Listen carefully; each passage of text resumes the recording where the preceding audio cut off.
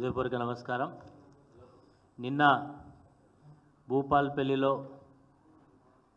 జరిగినటువంటి Rajalinga Murthy హత్యను BRS party అదేవిధంగా అక్కడ స్థానిక మాజీ శాసనసభ్యుడిగా తీవ్రంగా ఖండిస్తూ ఉన్నాం.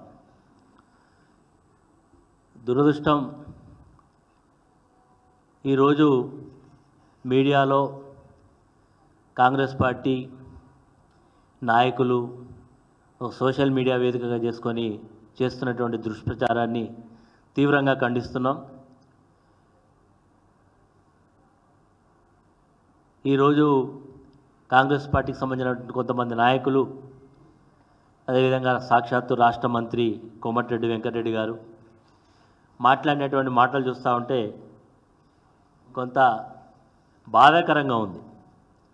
అంతేకాకుండా ఈ కేసు మీద ఇన్ఫ్లుయెన్స్ చేయాలనేటువంటి ప్రయత్నం చేస్తున్నట్టుగా కనబడుతూ ఉన్నది. నిన్న హత్య జరిగిన తర్వాత ఈ రాజలింగమూర్తి భార్య ఇచ్చినటువంటి మరి కాంప్లైంట్, అందులో భూ వివాదం ఉన్నట్టుగా, అందులో కొంతమంది వ్యక్తులు కలిసి అతని భర్తను హత్య చేసినట్టుగా కాంప్లైంట్ చేయడం జరిగింది. దాని ఆధారంగానే పోలీస్ వాళ్ళు ఎఫ్ఐఆర్ కాపీని కూడా ఇవ్వడం జరిగింది.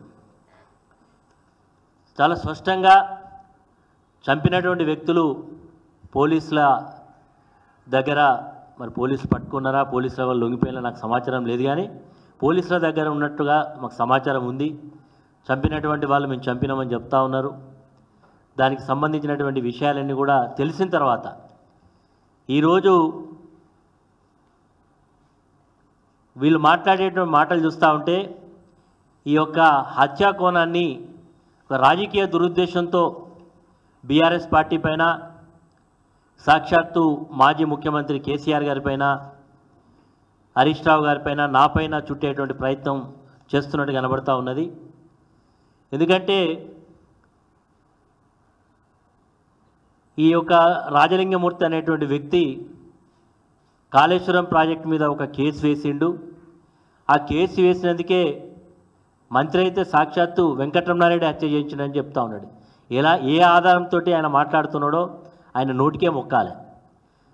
ఈరోజు ఆయన పార్టీ శాసనసభ్యుడిగా ఉండేటువంటి వేముల వీరేశం అనేటువంటి ఈరోజు ప్రస్తుత శాసనసభ్యుడు గతంలోనే ఒక హత్య చేయించిండని చెప్పి ఆ రోజు ధర్నాలు చేసినటువంటి సందర్భాలు మనం చూసినాం.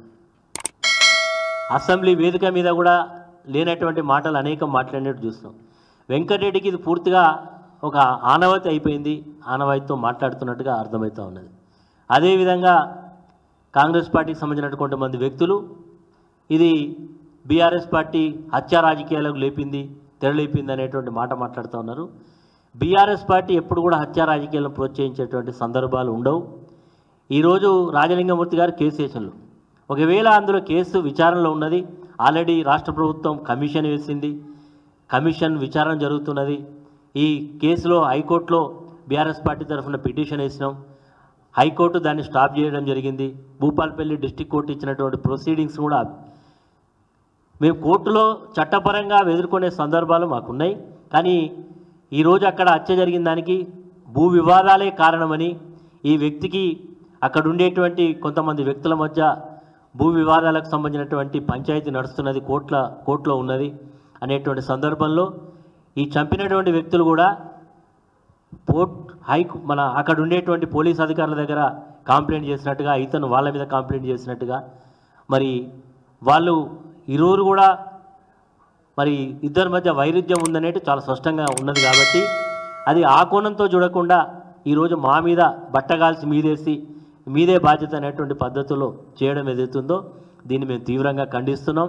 ఈ హత్యకు నాకు కానీ బీఆర్ఎస్ పార్టీ కానీ ఎలాంటి సంబంధం లేదు.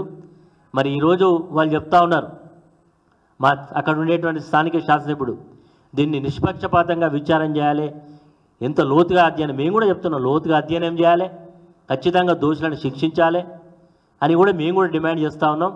వారు ఏదో సిబిసిఐడి అంటున్నారు. సిబిసిఐడి కాకపోతే సిబిఐ ఎంక్వైరీ చేసినా మాకు ఎలాంటి అభ్యంతరం లేదు. మేము మాకు యొక్క హత్యకు ఈ వ్యక్తికి మాకు ఎలాంటి సంబంధం లేదు మరి అనే మాటని ఈ సందర్భంగా తెలియజేస్తాం.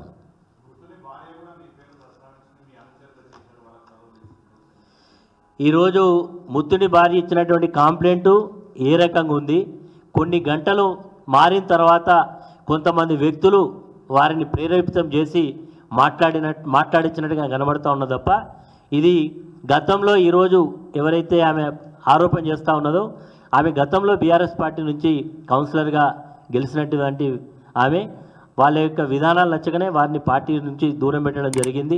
ఈరోజు ఆమె మాట్లాడినటువంటి మాట కొంతమంది వ్యక్తుల యొక్క ప్రేరేపితంతో మాట్లాడినట్టుగా ఉన్నాయి.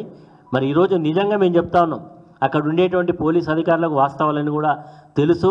అక్కడ ఉండేటువంటి భూ వివాదాల్లో ఎంతవరకు ఇతను కూరుకుపోయిండు, ఇతను ఒక రౌడీ షీటర్గా కూడా ఉన్నాడు, చాలా లిటిగెంట్ అనేది కూడా అక్కడ ఉండేటువంటి భూపాలపల్లి ఎవరైనా చెప్తారు. కాబట్టి అతని యొక్క హత్యకు ఆ భూ వివాదమే తప్ప నాకు కానీ మా పార్టీ కానీ ఎలాంటి సంబంధం లేదు. మా పార్టీకి సంబంధించినటువంటి ఏ వ్యక్తుల యొక్క ప్రమేయం లేదు.